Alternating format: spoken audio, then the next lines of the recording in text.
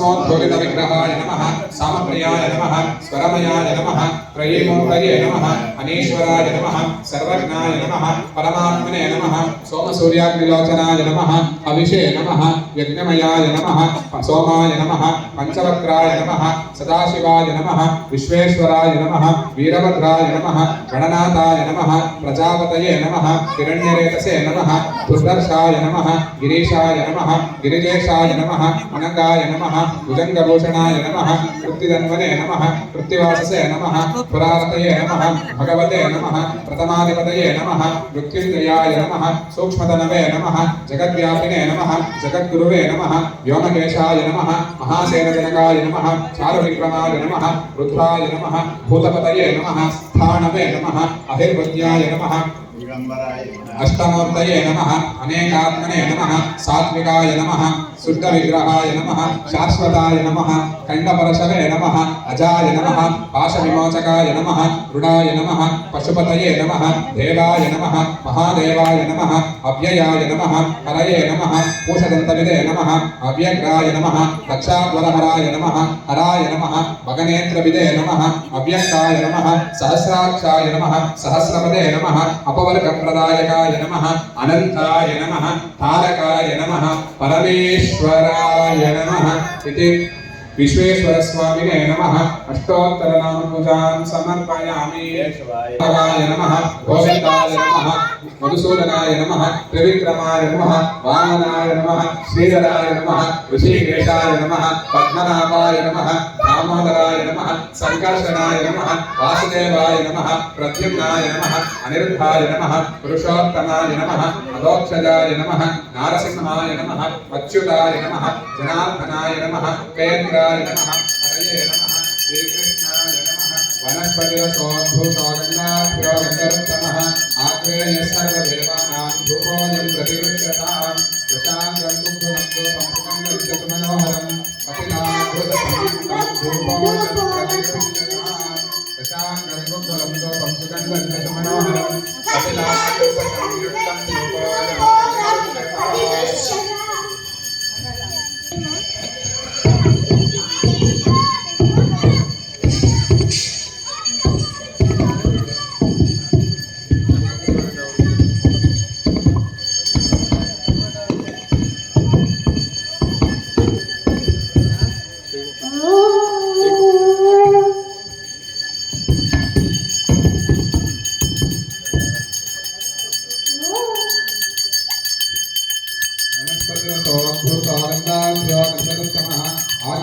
सर्वदेवानां धूपोऽयं प्रतिगृह्यताम् धूपमाग्रापयामि धूपदीपानन्तरम् आचमनीयं समर्पयामि यथावागशः निवेदनम् भूर्भुवस्सुवः तत्सवितुर्वरेण्यं धियो यो नः प्रचोदयात् ऋतन्वा सत्यं बुद्धेन परिषिञ्चयामि कामधेनो स्मरामि फलधारिणफलसहित सपातभक्षनिवेदनं समर्पयामि मध्ये मध्ये अमृतपानीयं समर्पयामि उत्तरादोषणं समर्पयामि हस्तप्रक्षालनं पादप्रक्षालनं पुनराचमनीयं समर्पयामि हिरण्यगर्भगर्भस्थं हेमबीजं विदावसो अनन्तपुण्यफलदं अतः शान्तिं प्रयच्छ वेदोक्तमन्त्रपुष्पाणि समर्पयामि वीराय प्रसख्य साहिने नमो वयं वैश्रवणाय कुर्महे समे कामान् कामकामाय मह्यं कामेश्वरो वैश्रवणो ददात् कुबेराय वैश्रवणाय महाराजाय नमः यो वेदादो स्मरः प्रोक्तो वेदान्ते च प्रतिष्ठितः तस्य प्रकृतिरेनस्य यः परस्य महेश्वरः पर्याप्स्यानन्तरायाय सर्वस्तोमोतिराष्ट्रमुत्तममहर्भवति सर्वस्याप्ते सर्वस्य जिप्ते सर्वमेव तेनाप्नोति सर्वं जयति। अतः श्री आदित्यादि विश्वेश्वर स्वामी देवताभ्यो नमः।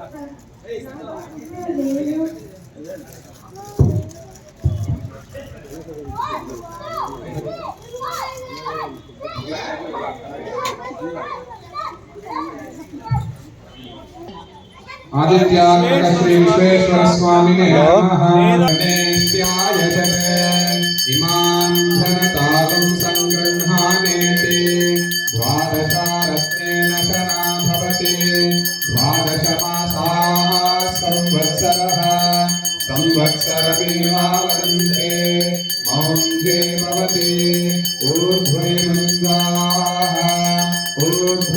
वावदन्ते चित्ता नक्षत्रं भवति चित्रं वा एतत् कर्म यजस्वमेधस्समृद्ध्यैः हिरण्यपात्रमदो पूर्णं ददाति मधुपिदो सलिलं सलीलं यशोकवह्निं घनकात्मनाय आधायनेतैव ददाहलङ्कां नमामि तं प्राञ्जलिराञ्जनेयम् आञ्जनेयमतिपाटलाननं काञ्चनानः सर्वविद्यानामीश्वरः सर्वभूतानां ब्रह्माधिपतिर्ब्रह्मणोऽधिपतिः ब्रह्मा शिवो मे अस्तु सदा शिवो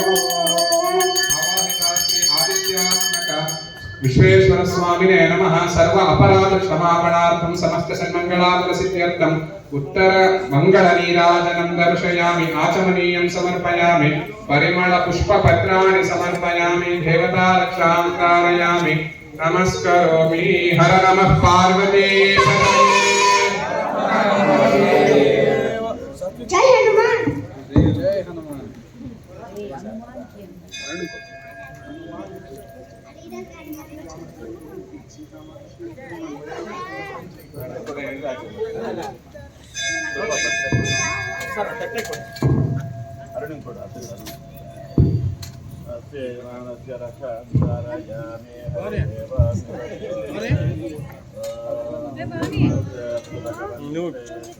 महादेवाय त्र्यंबकाय त्रिपुरेश्वराय सदाशिवाय शंकराय श्रीमन्महादेवाय नमः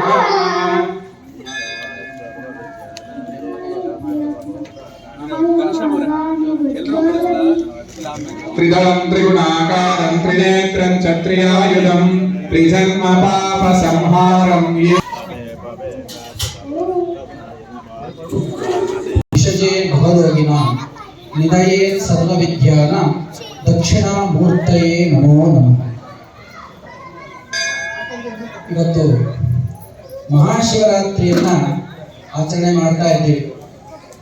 ಎಲ್ಲರಿಗೂ ಕೂಡ ಮಹಾಶಿವರಾತ್ರಿ ಹಬ್ಬದ ಶುಭಾಶಯಗಳನ್ನು ತಿಳಿಸ್ತಾ, ಮಹಾಶಿವರಾತ್ರಿ ಹಬ್ಬವನ್ನ ಆಚರಣೆ ಮಾಡಬೇಕಾದ್ರೆ ನಾವು ಏನೇನು ನಿಯಮಗಳನ್ನು ಪಾಲಿಸಬೇಕು. ಇವತ್ತಿನ ದಿನ ಶಿವರಾತ್ರಿ ಹಬ್ಬ ಅಂತ ಹೇಳಿದ್ರೆ ಬೆಳಗ್ಗೆ ಸ್ನಾನ ಮಾಡೋದು, ಒಂದು ಯಾವುದೋ ಈಶ್ವರನ ದೇವಸ್ಥಾನಕ್ಕೆ ಹೋಗೋದು, ಒಂದಷ್ಟು ತೀರ್ಥ ಪ್ರಸಾದಾದಿಗಳನ್ನು ತೆಗೆದುಕೊಂಡು ರಾತ್ರಿ ಎದ್ದಿದ್ರೆ ಜಾಗರಣೆ ಮಾಡೋದು. ಇವತ್ತಿನ ದಿನಗಳಲ್ಲಿ ಇಲ್ಲ, ಎಷ್ಟು ಸಾಧ್ಯ ಆಗತ್ತೆ ಎಲ್ಲಿವರೆಗೂ ನಮ್ಗೆ ನಿದ್ದೆ ಬರುತ್ತೆ ಅಲ್ಲಿವರೆಗೂ ಜಾಗರಣೆಯನ್ನ ಮಾಡಿ, ಅಲ್ಲಿವರೆಗೂ ನಿದ್ದೆ ಬರಕ್ಕಾಗದಿರೋ ಇರೋದಕ್ಕೆ ಯಾವುದೋ ಹಾಡುಗಳು ಫಿಲಮ್ಮು ಇದನ್ನೆಲ್ಲ ನೋಡಿಕೊಂಡು ನಿದ್ದೆ ಬರಕ್ಕಾಗದಿರೋ ಪ್ರಯತ್ನ ಮಾಡಿ ಎಲ್ಲಿವರೆಗೂ ನಿದ್ದೆ ಬರಲ್ವೋ ಅಲ್ಲಿವರೆಗೂ ಜಾಗರಣೆಯನ್ನ ಮಾಡಿ ಆ ಈಗಿನ ಕಾಲದ ಶಿವರಾತ್ರಿಯನ್ನು ನಾವು ಮುಗಿಸ್ತಾ ಇದ್ದೇವೆ. ಸತ್ಯ ಅಲ್ವಾ? ಎಲ್ಲರೂ ಅದೇ ಮಾಡ್ತಿದ್ದೇವೆ. ಆದ್ರೆ ಮುಂಚಿನ ದಿನಗಳಲ್ಲಿ ಒಂದು 50 ವರ್ಷದ ಹಿಂದೆ, ಒಂದು 40 ವರ್ಷದ ಹಿಂದೆ ಶಿವರಾತ್ರಿ ಹಬ್ಬ ಅಂತ ಹೇಳಿದ್ರೆ ಯಾವ ರೀತಿ ಆಚರಣೆ ಮಾಡ್ತಾ ಇದ್ವಿ? ಮೊದಲನೇದಾಗಿ ಶಿವರಾತ್ರಿ ಹಬ್ಬ ಇನ್ನು ನಾಳೆ ಸಗಣಿ ತಂದು ಸಗಣಿಯಲ್ಲಿ ಸಾರಿಸಿ ಮನೆಗೆಲ್ಲ ಗೋಮಯ ಯಾವುದು ಗಂಜಲ ಸಗಣಿ ಮನೆ ಮುಂದೆ ಚೆನ್ನಾಗಿ ಸಾರಿಸಿ ಎಲ್ಲಿವರೆಗೂ ಹಟ್ಟಿ ಇರ್ತಾ ಇತ್ತು ಅಷ್ಟೂ ಹಟ್ಟಿ ಕಾರಣೆ ಮತ್ತು ವಿಶೇಷವಾಗಿ ಹೇಳ್ಬೇಕು ಅಂತಂದ್ರೆ ಈ ಅಕ್ಕಿ ಹಿಟ್ಟನ್ನ ನೆನೆಸಿ ಅಕ್ಕಿ ಹಿಟ್ಟು ಮತ್ತೆ ಸುದ್ದೆ ಮಣ್ಣು ಅಂತ ಹೇಳಿ ಬರ್ತಾ ಇತ್ತು. ಆ ಸುದ್ದೆಯನ್ನು ಇಡ್ತಿದ್ರು. ಸುಮಾರು ಅಂತಂದ್ರೆ 1 ವಾರ ಹೋಗ್ತಿರ್ಲಿಲ್ಲ ಆ ರಂಗೋಲಿ. ಅಂತಹ ರಂಗೋಲಿಗಳನ್ನ ಹಾಕಿ ಆ ರಂಗೋಲಿ ನೋಡಿದ ತಕ್ಷಣ ಹೇಳಬಹುದಾಗಿತ್ತು, ಇವ್ರ ಮನೆಯಲ್ಲಿ ನಿಷ್ಠಾವಂತ ಯಾರಿದ್ದಾರೆ, ಭಕ್ತರಿದ್ದಾರೆ ಅಂತ ಹೇಳಿ ನೋಡ್ಬೋದಿತ್ತು. ಈಗ ಕಾಲದಲ್ಲಿ ಇಲ್ಲ. ಯಾಕೆಂದ್ರೆ ಪ್ಲಾಸ್ಟಿಕ್ ರಂಗೋಲಿ ಚೀಟಿಗಳನ್ನ ಮನೆ ಮುಂದೆ ಅಂಟಿಸ್ತೀವಿ. ಹಾಗಾಗಿ ಆ ತರ ರಂಗೋಲಿ ಕಾರ್ಯಕ್ರಮಗಳನ್ನೆಲ್ಲ ಮುಗಿಸ್ಕೊಂಡು ಬಾವಿಯಲ್ಲಿ ನೀರನ್ನ ಸೇರಿ ಬೆಳಗ್ಗೆ ಆಗುವಷ್ಟೊತ್ತಿಗೆ ಸ್ನಾನಕ್ಕೆ ರೆಡಿ ಮಾಡ್ಬೇಕಿತ್ತಾಗ. ಈಗ ಮೋಟರ್ ಸ್ವಿಚ್ ಹಾಕಿದ್ದನ್ನು ಆಫ್ ಮಾಡೋದಕ್ಕೂ ನಮಗೆ ಸೋಂಬೇರಿತನ ಇದೆ ಇವತ್ತಿಗೆ, ಅಷ್ಟಕ್ಕೆ ಬಂದ್ಬಿಟ್ಟಿದೆ.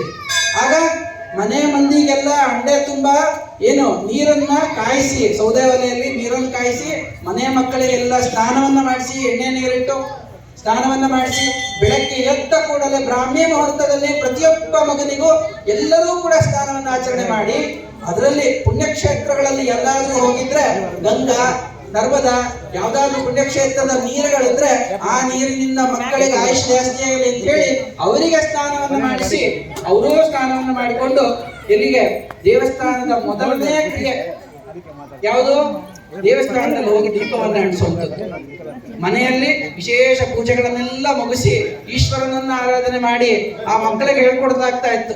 ಏನಂತ? ಇವತ್ತು ಶಿವರಾತ್ರಿ ಹಬ್ಬ, ಇವತ್ತು ಭಗವಂತನ ಸಾನ್ನಿಧ್ಯ ಇರುವಂತಹ ದಿವಸ, ಭಗವಂತನ ಯಾರು ಶಿವರೂಪಿಯಾಗಿ ಲಿಂಗರೂಪಿಯಾಗಿ ಪ್ರಕಟವಾದಂತಹ ದಿನ ಅಂತ ಹೇಳಿ ಕರೀತಾರೆ. ಯಾರು? ಪರಮೇಶ್ವರ ಲಿಂಗರೂಪಿಯಾದಂತ ದಿನ ಯಾವುದು ಅಂತ ಹೇಳಿದ್ರೆ ಅದು ಮಹಾಶಿವರಾತ್ರಿ. ಅದಕ್ಕೆ ಆ ವಿಧಿವಿಧಾನಗಳನ್ನೆಲ್ಲ ಸಣ್ಣ ಸಣ್ಣ ಮಕ್ಕಳಿಗೆ ಎಲ್ಲರಿಗೂ ಹೇಳಿಕೊಟ್ಟು ದೇವಸ್ಥಾನಕ್ಕೆ ಕರ್ಕೊಂಡು ಹೋಗಿ ಆ ದೇವಸ್ಥಾನದಲ್ಲಿರ್ತಕ್ಕಂಥ ಅರ್ಚಕರಿಂದ ಆ ಮಕ್ಕಳಿಗೆ ಆಶೀರ್ವಾದವನ್ನು ಮಾಡಿಸಿ ಮಕ್ಕಳಿಗೆ ಶಿವನ ಮೇಲೆ ಭಕ್ತಿ ಇರುವಂತೆ ಶಿವನ ಕೆಲವು ಮಾಹಿತಿಗಳಕ್ಕೆ ಪ್ರದಕ್ಷಿಣೆ ಹಾಕಿ ಯಾವ ರೀತಿ ನೀವು ಪ್ರದಕ್ಷಿಣೆ ಹಾಕಬೇಕು, ಶಿವನನ್ನ ಯಾವ ರೀತಿ ದರ್ಶನ ಮಾಡಬೇಕು, ಶಿವನಿಗೆ ಅಭಿಷೇಕವನ್ನು ಯಾವ ರೀತಿ ಮಾಡಬೇಕು, ಪ್ರತಿಯೊಂದು ವಿಧಿಗಳನ್ನ ಮಕ್ಕಳಿಗೆ. ಇವತ್ತು ನಮ್ಮ ಮನೆಯಲ್ಲಿ ಶಿವರಾತ್ರಿ ಹಬ್ಬ ಎಲ್ಲಿಯವರೆಗೆ ಜಾಗರಣೆ ಇರಬೇಕು? ಮಾರನೇ ದಿವಸ ಚಂದ್ರನ ದರ್ಶನ ಆಗುವವರೆಗೆ ನಾವು ಉಪವಾಸವಿದ್ದು ಚಂದ್ರನ ದರ್ಶನದ ನಂತರ, ಯಾವತ್ತು? ಮಾರನೇ ದಿವಸ ಚಂದ್ರ, ಅವತ್ತು ರಾತ್ರಿದಲ್ಲ, ಬೆಳಗ್ಗೆ ಮುಗಿದು ಸಾಯಂಕಾಲ ಆಗಿ ಅವತ್ತಿನ ಸಾಯಂಕಾಲದ ಚಂದ್ರ ದರ್ಶನವನ್ನ ಮಾಡಿ ನಾವೆಲ್ಲ ತಿಂದು ಪಂಚಾಮೃತ ಇನ್ನೊಂದೊಂದೆಲ್ಲ ಕುಡಿದು ಸಾಯಂಕಾಲದವರೆಗೂ ಉಪವಾಸ ಇರ್ತೀವಿ. ಉಪವಾಸದ ನಿಜವಾದ ಅರ್ಥವೇನು ಹೇಳಿದ್ರೆ, ಭಗವಂತನಿಗೆ ಹತ್ತಿರ ಆಗುವಂತಹ ಕ್ರಮ ಉಪವಾಸ. ಯಾವಾಗಲೂ ಭಗವಂತನನ್ನ ಯಾವ ರೀತಿ ನಾವು ನೆನೆಸ್ಬೇಕು, ಭಗವಂತನನ್ನ ಯಾವ ರೀತಿ ಆರಾಧನೆ ಮಾಡಬೇಕು? ಭಗವಂತ ನಮ್ಮ ಹೃದಯ ಸಿಂಹಾಸನದಲ್ಲಿ ಭಗವಂತ ಇದ್ದು ನಮಗೆ ಅನುಗ್ರಹವನ್ನು ಕೊಡಬೇಕು. ಹಾಗೆ ನಮ್ಮ ಮನಸ್ಸನ್ನ ಭಗವಂತ ನಿಂತ್ಕೊಳ್ಳೋದಕ್ಕೆ ನಮ್ಮ ಹೃದಯವನ್ನ ಸಿಂಹಾಸನವನ್ನಾಗಿ ಮಾಡಿ ಆ ಭಗವಂತನಿಗೆ ಆಸನವನ್ನಾಗಿ ಕೊಡಬೇಕು.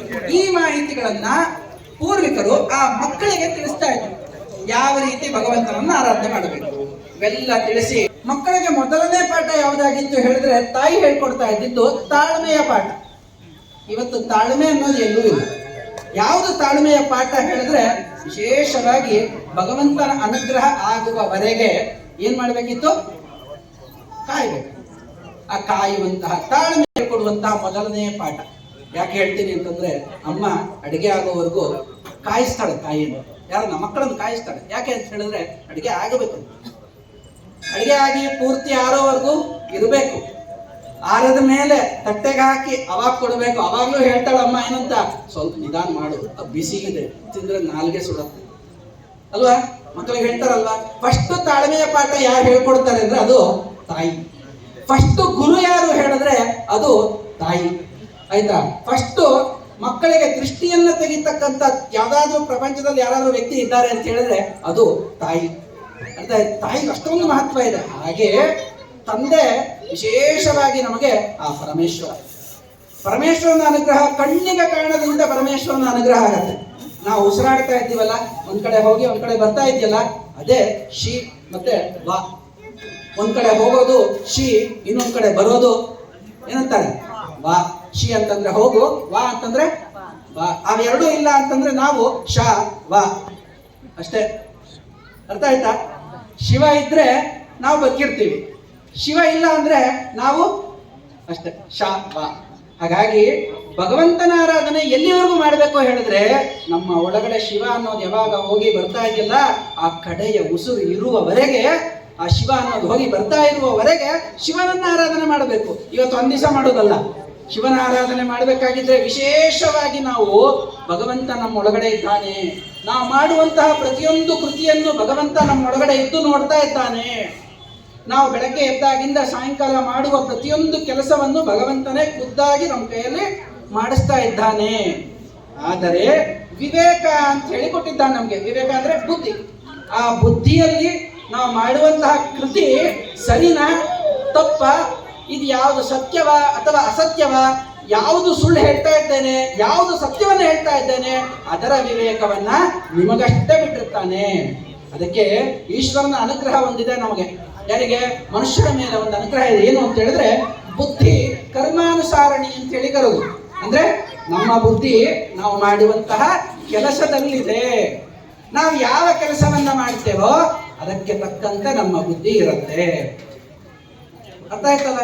ಹಾಗಾಗಿ ಭಗವಂತನ ಆರಾಧನೆಯನ್ನ ಯಾವಾಗ್ಲೂ ಶಿವನನ್ನೇ ಆರಾಧನೆ ಮಾಡ್ತಾ ಇರೋರಿಗೆ ಆ ಬುದ್ಧಿ ಯಾವಾಗ್ಲೂ ಏನು ಯಾವ್ರ ಮೇಲೆ ಇರುತ್ತೆ ಅಂತ ಹೇಳಿದ್ರೆ ಶಿವನ ಮೇಲೆ ಇರ್ತದೆ. ಯಾವಾಗ್ಲೂ ಆಚರಣೆ ಮಾಡ್ತಾ ಇದ್ರೆ, ಯಾವ ಭಕ್ತಿಯಿಂದ ಯಾವ ದೇವರನ್ನ ನಾವು ಆಚರಣೆ ಮಾಡ್ತೀವೋ ಆ ದೇವರ ಅನುಗ್ರಹ ನಮ್ಮ ಸುತ್ತೂ ಇರುತ್ತೆ. ಒಂದು ಗಂಟೆ ಹೊಡೆದ್ರೆ ಆ ಶಬ್ದ ಒಂದು ಮೂಲೆಗೆ ಮಾತ್ರ ಕೇಳಿಸುತ್ತಾ? ಎಲ್ಲಿವರೆಗೂ ಕೇಳಿಸುತ್ತೆ. ಅದರ ಸುತ್ತು ಪರಿಮಿತಿ ಎಲ್ಲಿವರೆಗೂ ಇದೆಯೋ, ಗಾಳಿ ಎಲ್ಲಿವರೆಗೆ ಅದನ್ನು ತಗೊಂಡು ಹೋಗುತ್ತೋ ಅಲ್ಲಿಯವರೆಗೆ ಅದರ ನಾದ, ಅದರ ಶಬ್ದ ಕೇಳುತ್ತೆ. ಹಂಗೆಯೇ ನಾವು ಬೆಳಗ್ಗೆ ಎದ್ದು ಓಂಕಾರವನ್ನ ಮಾಡೋದ್ರಿಂದ ಶಿವನನ್ನ ಆರಾಧನೆ ಮಾಡಿದಂಗೆ ಓಂಕಾರ ಆದಿ ಮೂಲ ಪ್ರಣವನಾದ. ಆ ಓಂಕಾರವನ್ನು ಮಾಡೋದ್ರಿಂದ ನಮ್ಮೊಳಗಡೆ ಇರ್ತಕ್ಕಂಥ ಜಾಗೃತಿ, ನಮ್ಮೊಳಗಡೆ ಇರ್ತಕ್ಕಂಥ ಚೇತನ ಶಕ್ತಿ ಜಾಸ್ತಿ ಆಗುತ್ತೆ. ಅಂತಹ ಓಂಕಾರದಿಂದ ಶಿವನನ್ನ ಆರಾಧನೆ ಮಾಡುವಂತ ಸುಲಭ ಕ್ರಮಗಳನ್ನು ಹೇಳ್ಕೊಟ್ಟಿದ್ದಾರೆ ಪೂರ್ವಿಕರು. ಓಂ ನಮ ಶಿವಾಯ ಬರೀ ಪಂಚಾಕ್ಷರ, ಎಷ್ಟು 5 ಅಕ್ಷರಗಳಲ್ಲಿ ನಾವು ಮುಕ್ತಿಯನ್ನ ಪಡಿಬಹುದು. ಏನು? ಎಲ್ಲರೂ ಒಂದು ಜೋರಾಗಿ ಹೇಳಿ ನೋಡೋಣ ನಮ್ಮ ಜೊತೆಲಿ. ಓಂ ನಮ ಶಿವಾಯ. ಎಷ್ಟಿದೆ ಅಕ್ಷರಗಳು? ನಮ ಶಿವಾಯ 5 ಅಕ್ಷರಗಳು. ಓಂ ಪ್ರಣವನಾದ. ಹಾಗಾಗಿ ಅಂತಹ ಪ್ರಣವನಾದವನ್ನ ಹೇಳಬೇಕಾದ್ರೆ ಎಲ್ಲಿಂದ ಉಸಿರು ಬರಬೇಕು ಹೇಳಿದ್ರೆ, ಎಲ್ಲಿ? ನಾಭಿಯಿಂದ ಆ ಉಸಿರು ಬರಬೇಕು. ನಾಭಿಯಿಂದ ನಿಮ್ಗೆ ಆ ಉಸಿರು ಹೇಳುವಂತಹ ಉಚ್ಚಾರಣೆ ಅದು ಬಂತು ಹೇಳಿದ್ರೆ ನಿಮ್ಮಲ್ಲಿ ಜಾಗೃತ ಸ್ವರೂಪ ನಿಮ್ಮಲ್ಲಿ ಇದೆ ಅಂತ ಅರ್ಥ. ಅಂದ್ರೆ ಶಿವ ನಿಮ್ಮಲ್ಲಿ ಇದ್ದಾನೆ ಅಂತ ಅರ್ಥ. ಶಿವನನ್ನು ಹುಡುಕೊಂಡು ಪ್ರಪಂಚ ಎಲ್ಲ ತಿರುಗುವ ಅವಶ್ಯಕತೆ ಇಲ್ಲ. ಶಿವ ನಿಮ್ಮೊಳಗಡೆ ಇದ್ದಾನೆ. ನಿಮ್ಮ ಹೃದಯ ಸಿಂಹಾಸನದಲ್ಲೇ ಶಿವ ಇದ್ದಾನೆ. ಆ ಶಿವನಿಗೆ ನೀವು ಯಾವ ರೀತಿ ಆರಾಧನೆ ಮಾಡಬಹುದು ಹೇಳಿದ್ರೆ, ವಿಶೇಷವಾಗಿ ಒಂದು ಅರ್ಥ ಮಾಡಿಕೊಳ್ಳಿ. ಭಗವಂತನನ್ನ ನಮ್ಮ ಹಿಂದೂ ಸನಾತನ ಧರ್ಮದಲ್ಲಿ ಭಗವಂತನನ್ನ ಮೂರ್ತಿ ಪೂಜೆಯನ್ನ ಮಾಡ್ತೀವಿ, ಸತ್ಯ ಅಲ್ವಾ? ಎಲ್ಲ ಕಡೆಯಲ್ಲೂ ಮೂರ್ತಿಯನ್ನ, ಮೂರ್ತಿ ಸ್ವರೂಪವನ್ನ ಪ್ರಕೃತಿಯಲ್ಲಿ ಆರಾಧನೆ ಮಾಡ್ತೇವೆ. ಗಿಡ, ಮರ, ಬಳ್ಳಿ, ನದಿ, ಕೊಳ್ಳ, ಬಾವಿಗೂ ಕೂಡ ಪೂಜೆ ಮಾಡುವಂತವ್ರು ನಾವು ಅಲ್ವಾ? ಗಂಗೆ ಅಂತ ಹೇಳಿ ಬಾವಿಗೆ ಮೊದಲನೇ ಪೂಜೆ ಮಾಡ್ತೀವಿ. ಇವತ್ತಿನ ಕಾಲದಲ್ಲಿ ಕೊಳಾಯಿಗೂ ಕೂಡ ನಾವು ಮಾಡೋ ಸ್ಥಿತಿಗೆ ಬಂದ್ಬಿಟ್ಟಿದ್ದೀವಿ ಅಲ್ವಾ? ಪ್ಲಾಸ್ಟಿಕ್ ಕೊಳಾಯಿಗೆ ನೀರು ತಿರುಗಿಸಿ ಅದಕ್ಕೂ ಕೂಡ ಗಂಗೆ ಪೂಜೆ ಮಾಡೋಂಥವ್ರು. ಯಾಕೆಂದ್ರೆ ಎಲ್ಲೂ ಕೂಡ ದೇವರಿಲ್ಲ ಅನ್ನೋದಲ್ಲ, ಎಲ್ಲ ಕಡೆಯಲ್ಲೂ ದೇವರಿದ್ದಾನೆ ಎನ್ನುವಂತಹ ಸ್ವರೂಪವನ್ನು ಹುಡುಕೊಂಡು ನಾವು ಪೂಜೆ ಮಾಡೋದು. ಹಾಗಾಗಿ ವಿಶೇಷವಾಗಿ ನಮ್ಮ ಒಳಗಡೆನೆ ಇದ್ದಾನಲ್ಲ ಭಗವಂತ, ಅವನನ್ನ ಪೂಜೆ ಮಾಡೋದು ಹೇಗೆ? ಆಚೆ ಕಡೆ ಇರೋದಕ್ಕೆ ಪೂಜೆ ಮಾಡೋದಕ್ಕೆ ಪುರೋಹಿತರು ಬೇಕು, ಅರ್ಚಕರು ಬೇಕು, ಎಲ್ಲ ಬೇಕು. ಅವರಿಗೆ ನಾವು ತಗೊಂಡೋಗಿ ಕೊಡ್ತೇವೆ, ಅವ್ರು ಪೂಜೆ ಮಾಡ್ಕೊಡ್ತಾರೆ, ಅವ್ರ ಆಶೀರ್ವಾದ ಮಾಡ್ತಾರೆ, ಎಲ್ಲವೂ ಆಯ್ತು. ಹಾಗಾದ್ರೆ ಭಗವಂತ ಎಲ್ಲಾ ಕಡೆಯಲ್ಲೂ ಇದ್ದಾನಲ್ವಾ? ಶಿವ ಎಲ್ಲಾ ಕಡೆಯಲ್ಲೂ ಇದ್ದಾನಲ್ವಾ? ಶಿವ ಇಲ್ಲದೆ ಇರೋ ಜಾಗ ಯಾವುದು? ಒಂದೇ ಒಂದು ಉದಾಹರಣೆ ಕೊಡಬೇಕು ಅಂತ ಹೇಳಿದ್ರೆ, ವಿಶೇಷವಾಗಿ ಭಕ್ತ ಕುಂಬಾರ ಸಿನಿಮಾ ಎಲ್ಲರೂ ನೋಡೇ ಇರ್ತೀರ, ನೋಡದೇ ಇರೋರು ಯಾರೂ ಇಲ್ಲ. ಅದರಲ್ಲಿ ಒಬ್ಬ ಮುನಿಗಳು ಮಲ್ಕೊಂಡಿರ್ಬೇಕಾದ್ರೆ ಒಬ್ಬ ಶಿವಲಿಂಗದ ತಲೆಯ ಮೇಲೆ 2 ಕಾಲುಗಳನ್ನು ಅದರ ಮೇಲೆ ಹಾಕೊಂಡು ಮಲಗಿರ್ತಾರೆ. ಆ ಮಲಗಿರ್ಬೇಕಾದ್ರೆ ನಿಮಗೆ ವಿಶೇಷವಾಗಿ ಒಬ್ಬ ಶಿಷ್ಯ ಬಂದು ಕೇಳ್ತಾನೆ, ಸ್ವಾಮಿ ಇದೇನು ಶಿವಲಿಂಗದ ಮೇಲೆ ಕಾಲಿಟ್ಕೊಂಡು ಮಲ್ಕೊಂಡಿದ್ದೀರಲ್ಲ, ನೀವು ತಪ್ಪಲ್ವಾ? ಹೌದು, ತಪ್ಪಲ್ವಾ? ಹಾಗಾದ್ರೆ ನಾನು ತಪ್ಪಾಯ್ತಪ್ಪ, ಗೊತ್ತಿಲ್ಲ ನನಗೆ. ಆದ್ರೆ ಶಿವ ಎಲ್ಲಿಲ್ವೋ ಅಲ್ಲಿ ಕಾಲನ್ನಿಡು ಅಂತ ಹೇಳ್ತಾರೆ. ಹಾಗಾದ್ರೆ ಎಲ್ಲಿ ಶಿವ ಇದ್ದಾರೋ ಜಾಗ ಯಾವುದು? ಅವನು ಎಲ್ಲಿ ಕಾಲನ್ನ ಪಕ್ಕಕ್ಕೆ ಇಡ್ತಾ ಹೋಗ್ತಾನೆ ಅಲ್ಲಿ ಶಿವಲಿಂಗ ಪ್ರಕಟ ಆಗಕ್ಕೆ ಶುರು ಆಗುತ್ತೆ. ಸುತ್ತು ಇಡ್ತಾನೆ, ಸುತ್ತು ಪ್ರಕಟ ಆಗ್ತಾ ಇದೆ. ಹಾಗಾಗಿ ಅವಾಗ ಆ ಶಿಷ್ಯ ಕೇಳ್ತಾನೆ ಏನಂತ, ಶಿವ ಇಲ್ದಿರೋ ಜಾಗ ಯಾವುದು? ಉಸಿರಾಡ್ತಾ ಇದ್ದೀವಿ ಅಂತ ಹೇಳಿದ್ರೆ ವಾಯು ಸ್ವರೂಪನಾಗಿ ಶಿವ ಇದ್ದಾನೆ. ನೋಡ್ತಾ ಇದ್ದೀವಿ ಅಂತಂದ್ರೆ ದೃಷ್ಟಿ ಸ್ವರೂಪನಾಗಿ ಶಿವ ಇದ್ದಾನೆ. ಆಯ್ತಾ? ಗಾಳಿಯಲ್ಲಿ ನಾವು ಸ್ಪರ್ಶ ತಗೊಳ್ತಾ ಇದ್ದೀವಿ ಅಂತಂದ್ರೆ ಅದರಲ್ಲೂ ಶಿವ ಇದ್ದಾನೆ. ಪಂಚಭೂತಗಳಲ್ಲಿ ಪೂರ್ತಿಯಾಗಿ ಲೀನನಾಗಿರ್ತಕ್ಕಂಥ ಭಗವಂತನನ್ನ ಆರಾಧನೆ ಮಾಡುವಂತವ್ರು ನಾವು, ಎಲ್ಲದರಲ್ಲೂ ಇದ್ದಾನೆ. ಹಾಗಾಗಿ ಇಂದಿರೋ ಜಾಗ ಯಾವುದು? ಅದಕ್ಕೆ ಹೇಳ್ತಾರೆ, ವಿಶೇಷವಾಗಿ ನಮ್ಮೊಳಗಡೆ ಇರುವಂತಹ ಶಿವನನ್ನ ಆರಾಧನೆ ಮಾಡೋದು ಹೇಗೆ ಅಂತೇಳಿ ನಾನು ಇವತ್ತು ಸಣ್ಣದಾಗಿ ನಿಮಗೆಲ್ಲರೂ ತಿಳಿಸ್ಕೊಡ್ಲಿಕ್ಕೆ ಅದನ್ನು ತಿಳಿಸಿ ನನ್ನ ಮಾತಿಗೆ ವಿರಾಮವನ್ನು ಕೊಡ್ತೇನೆ. ಒಂದೇ ಒಂದು, ಶಿವನನ್ನ ಆರಾಧನೆ ಮಾಡುವಂತಹ ಕ್ರಮ ತುಂಬಾ ಸುಲಭ. ಹೇಗೆ ಮಾಡಬೇಕು? ಒಳಗಡೆ ತನು ಮನ ಶುದ್ಧಿ ಇಟ್ಕೊಳ್ಬೇಕು. ಯಾವುದು? ತನು ಮನ. ಅದಾದ್ಮೇಲೆ ತ್ರಿಕರಣ. ತ್ರಿಕರಣ ಅಂತಂದ್ರೆ ಇಲ್ಲಿ ಯಾರಾದ್ರೂ ಒಬ್ರು ಹೇಳ್ಬೋದಾ? ಕಾಯ, ವಾಚ, ಈ 3 ಶುದ್ಧಿ ಇಟ್ಕೊಂಡವನಿಗೆ ಯಾವಾಗ್ಲೂ ಶಿವ ಒಳಗಡೆ ಇರ್ತಾನೆ. ಅವನು ಯಾವ ಪುಣ್ಯಕ್ಷೇತ್ರಕ್ಕೂ ಹೋಗೋ ಅವಶ್ಯಕತೆ ಇಲ್ಲ, ಯಾವ ಗಂಗಾ ನದಿ ಸ್ನಾನ ಮಾಡಿದ್ರೂ ಅವಶ್ಯಕತೆ ಇಲ್ಲ. ಈ 3 ಶುದ್ಧಿ ಇಟ್ಕೊಂಡವನಿಗೆ ಕಾಯ, ವಾಚ, ಮನಸ್ಸು, ಈ 3 ಶುದ್ಧಿ ಇಟ್ಕೊಂಡಿದ್ರೆ ಸಾಕು. ಕಾಯ ಅಂದ್ರೆ ಶರೀರ, ಶರೀರ ಯಾವಾಗಲೂ ಶುದ್ಧವಾಗಿ ಇಟ್ಕೊಳ್ಬೇಕು, ಅಶುದ್ಧವಾಗಿ ಇಟ್ಕೊಳ್ಬಾರ್ದು ಆ ಶರೀರವನ್ನು. ಅದಾದ್ಮೇಲೆ ಶುಭ್ರವಾದ ವಸ್ತ್ರಗಳನ್ನು ಹಾಕಬೇಕು, ಮಲಿನವಾದ ವಸ್ತ್ರಗಳನ್ನು ಹಾಕಬಾರ್ದು. ಅದಾದ್ಮೇಲೆ ಕಾಯ ವಾಚ ಮಾತುಗಳನ್ನು ಆಡಬೇಕಾದ್ರೆ ಶುದ್ಧವಾದ ಮಾತುಗಳನ್ನೇ ಆಡಬೇಕು. ವಿವೇಕ ನಮಗೆ ಕೊಟ್ಟಿದ್ದಾನೆ ಭಗವಂತ. ಯಾವ ರೀತಿ ವಿವೇಕ ಕೊಟ್ಟಿದ್ದಾನೆ? ಯಾವುದು ತಪ್ಪು ಯಾವುದು ಸರಿ ಅಂತ ಯೋಚನೆ ಮಾಡುವಂತ ಶಕ್ತಿ ಕೊಟ್ಟಿದ್ದಾನಲ್ಲ, ಅದರ ಪೂರ್ವಕವಾಗಿ ಮಾತಾಡೋದನ್ನ ವಿಶೇಷವಾಗಿ ಏನ್ ಮಾತಾಡಬೇಕು? ಒಳ್ಳೆಯದನ್ನೇ ಮಾತಾಡಬೇಕು. ಅವಾಗ ಕಾಯ ವಾಚ ಎರಡಕ್ಕೂ ನ್ಯಾಯವನ್ನು ಕೊಡ್ತೇವೆ. ಅದಾದ್ಮೇಲೆ ಮನಸ್ಸು ಕಣ್ಣು ಕಾಣೋದಿಲ್ಲ, ಆದ್ರೆ ಮನಸ್ಸು ಯೋಚನೆ ಮಾಡುವಂತಹ ಶಕ್ತಿ ಮಾತ್ರ ಕಣ್ಣು ಕಾಣಿಸುತ್ತೆ. ಇಲ್ಲಿಂದ ನಿಂತ್ಕೊಂಡು ಎಲ್ಲೋ ಕಾಶಿಲಿರ್ತೀವಿ, ಎಲ್ಲೋ ಪ್ರಯಾಗದಲ್ಲಿರ್ತೀವಿ, ಎಲ್ಲೋ ಅಮೆರಿಕಾದಲ್ಲಿ ಇರ್ತೀವಿ. ಆ ಮನಸ್ಸು ಎಲ್ಲಿ ಬೇಕಾದ್ರೂ ಹರಿಬೋದು, ಅಂದ್ರೆ ಹರಿದಾಡ್ಬೋದು. ಆದ್ರೆ ಅಂತಹ ಮನಸ್ಸನ್ನ ಏಕಾಗ್ರತೆಗೊಳಿಸುವಂತಹ ಶಕ್ತಿ ನಮ್ಮಲ್ಲಿದೆ. ಇವತ್ತು ನಿಮ್ಮ ಮನಸ್ಸನ್ನ, ನಿಮ್ಮ ಆತ್ಮವನ್ನ, ನಿಮ್ಮ ಹೃದಯವನ್ನ ಯಾರಿಗೆ ಕೊಡಬೇಕು ಹೇಳಿದ್ರೆ ಬಾಡಿಗೆಗೆ ಶಿವನಿಗೆ ಮಾತ್ರ ಕೊಡಬೇಕು. ಅಷ್ಟು ಬಿಟ್ಟು ಇನ್ಯಾರಿಗೂ ಕೊಡೋಂಗಿಲ್ಲ. ಅದು ಯಾರು ಇಲ್ಲ, ಅಲ್ಲಿ ಇರೋದು ಒಬ್ಬನೇ. ಯಾರು? ಶಿವ ಒಬ್ಬನೇ. ಹಾಗಾಗಿ ಆ ಶಿವನನ್ನ ಆರಾಧನೆ ಮಾಡೋದ್ರಿಂದ ನಮ್ಮೊಳಗಡೆ ಇರ್ತಕ್ಕಂಥದ್ದು ನಮ್ಮ ಪ್ರಕೃತಿ, ನಮ್ಮ ಜೀವನ, ನಮ್ಮ ಮೆದುಳು, ನಾವು ಯೋಚನೆ ಮಾಡುವಂತಹ ಶಕ್ತಿ ಯಾವ ರೀತಿ ಬದಲಾಗತ್ತೆ ಹೇಳಿದ್ರೆ ಒಂದೇ ಉದಾಹರಣೆ. ನಿಮ್ಮ ಹೃದಯ ಮಂಟಪದಲ್ಲಿ ಶಿವನನ್ನ ಆರಾಧನೆ ಮಾಡಿ ಮಾನಸ ಪೂಜೆಯನ್ನ ಮಾಡಿ. ಮಾನಸ ಪೂಜೆ ಅಂತಂದ್ರೆ ಏನು? ಮನಸ್ಸಿನಲ್ಲೇ ಆ ಮಂಟಪದಲ್ಲಿ ಭಗವಂತನನ್ನ ಕೂರಿಸ್ತಾ ಇದ್ದೇನೆ. ನಾನು ಮಾಡಿಕೊಳ್ಳುವ ಸ್ನಾನವನ್ನೇ ಭಗವಂತನಿಗೆ ಮಾಡಿಸ್ತಾ ಇದ್ದೇನೆ. ನಾನು ತಿನ್ನುವ ಮೊದಲನೆಯ ತುತ್ತನ್ನೇ ಭಗವಂತನಿಗೆ, ಒಳಗಡೆ ಇರುವಂತಹ ಭಗವಂತನಿಗೆ ನೈವೇದ್ಯವನ್ನ ಕೊಡ್ತಾ ಇದ್ದೇನೆ. ಇದರ ಒಳಗಡೆ ಶಕ್ತಿ. ಅವನಿಗೆ ಏನ್ ಕೊಡ್ತಾ ಇದ್ದೀವಿ? ಹಾಗಾದ್ರೆ ತಿನ್ನುವಂತಹ ಮೊದಲನೇ ತುತ್ತು ನೋಡಿ. ಬೇಕಾದ್ರೆ ನಿಮ್ ಪೂರ್ವಿಕರು ಒಂದ್ ತುತ್ತು ಅನ್ನ ಹಿಂಗ್ ತಗೊಂಡು ಪಕ್ಕದಲ್ಲಿ ಇಡ್ತಿದ್ರು ಅಲ್ವಾ? ಇವತ್ತು ಯಾರಾದ್ರೂ ನಮ್ಮ ಮನೇಲಿ ಮಕ್ಕಳಿಗೆ ಹೇಳ್ಕೊಡ್ತಾ ಇದ್ದೀರಾ? ಚೇರ್ ಮೇಲೆ ಕೂತ್ಕೊಂಡು ಹೇಳ್ಕೊಡ್ತಿದ್ದೀರಿ. ಅವ್ರಿಗೆ ಕೆಳಗಡೆ ಕೂಡಿಸಿ ಊಟಕ್ಕೆ ಆಗ್ತಿಲ್ಲ ಇವತ್ತು ಯಾರು. ಹಾಗೆ ಒಂದು ಹಿಡಿ ತುತ್ತನ್ನ ಯಾರಿಗೆ ಕೊಡ್ತಿದ್ರು ಮೊದಲನೇದಾಗಿ ಅಂತ ಹೇಳಿದ್ರೆ ಪಂಚಭೂತಗಳಿಗೆ. ಪಂಚಭೂತಗಳಿಂದ ಸೃಷ್ಟಿಯಾದಂತ ದೇಹ, ಪಂಚಭೂತಗಳಿಂದ ಆದಂತ ಅಕ್ಕಿ, ಆ ಅನ್ನವನ್ನ ಮಾಡಿ ಆ ಅನ್ನವನ್ನ ಪಂಚಭೂತಗಳಿಗೆ ಕೊಡ್ತಾ ಇದ್ದಾರೆ. ಯಾವ ಭೂತಗಳಿದೆ? ಅಗ್ನಿ, ಜಲ, ವಾಯು, ನೀರು, ಆಕಾಶ. ಈ ಐದಕ್ಕೂ ಕೊಡ್ತಾ ಇದ್ದಾರೆ ಒಂದು ತುತ್ತು ಅನ್ನ. ಯಾತಕ್ಕೆ? ಭೂತ ಋಣವನ್ನ ತೀರಿಸಲಿಕ್ಕೆ. ನಾವು ಅದಕ್ಕೆ ಹೇಳ್ತೇವೆ, ನಾವು ಮಾಡುವಂತಹ ಸ್ನಾನ ಒಳಗಡೆ ಇರತಕ್ಕಂಥ ಭಗವಂತನಿಗೆ, ನಾವು ತಿನ್ನುವಂತಹ ಮೊದಲನೇ ಅನ್ನ ಭಗವಂತನಿಗೆ ನೈವೇದ್ಯ, ನಾವು ತಿರುಗಾಡುವಂತಹ ಪ್ರತಿಯೊಂದು ಹೆಜ್ಜೆ ಭಗವಂತನ ಪ್ರದಕ್ಷಿಣೆ, ಮಾಡುವಂತಹ ಧ್ಯಾನ ಭಗವಂತನ ಸ್ತೋತ್ರ. ಇದು ಮಾನಸ ಪೂಜೆ, ಒಳಗಡೆ ಇದ್ದು ಮಾಡುವಂಥದ್ದು. ಹಿಂಗ ಮಾಡಿ ವಿಶೇಷವಾಗಿ ಭಗವಂತನನ್ನ ಸಾನ್ನಿಧ್ಯವನ್ನ ಪಡಿಬಹುದು. ಅದಾದ್ಮೇಲೆ ವಿಶೇಷವಾಗಿ ಹೇಳ್ತಾರೆ, ಭಗವಂತನ ಆರಾಧನೆ ಮಾಡುವವರು ಯಾವತ್ತೂ ಕೆಟ್ಟಿಲ್ಲ. ಯಾರಾದ್ರೂ ಕೆಟ್ಟೋಗಿದ್ದಾರೆ ಇವತ್ತು? ಈಗ ಭಗವಂತನ ಆರಾಧನೆ ಮಾಡಿ ನಾನು ಇಂಥ ಭಗವಂತನ ಪೂಜೆ ಮಾಡಿದೆ, ನಾನು ಕಷ್ಟ ಬರ್ಬೇಕ್ರಿ, ಕಷ್ಟ ಬರ್ತಾ ಇದ್ದು ಸುಖ ಏನು ಅಂತೇಳಿ ಹೆಂಗ ಅರ್ಥ ಆಗ್ತದೆ ನಿಮ್ಗೆ? ಯಾವಾಗ್ಲೂ ಚೊಪ್ಲಿ ಹಾಕೊಂಡು ನಡೀತಾ ಇತ್ತು ಅವನಿಗೆ, ಮುಳ್ಳಿನ ಮೇಲೆ ನಡೆದ್ರೆ ತಾನೇ ಅವನಿಗೆ ಚೊಪ್ಲಿಯ ಬೆಲೆ ಗೊತ್ತಾಗೋದು ಅಲ್ವಾ?